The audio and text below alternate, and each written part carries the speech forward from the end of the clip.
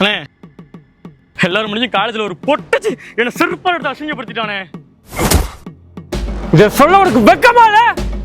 உன்னை எங்க வச்சு அடிச்சாலும் அதே இடத்துல அவன் சாலை உருகி அசிங்கப்படுத்துற. வாடா போல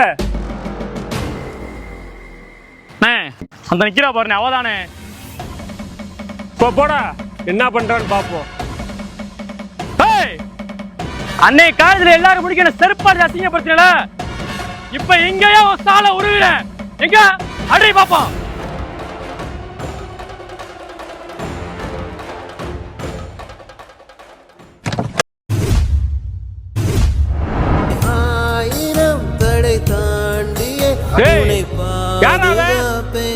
அவளோட ஆளுனே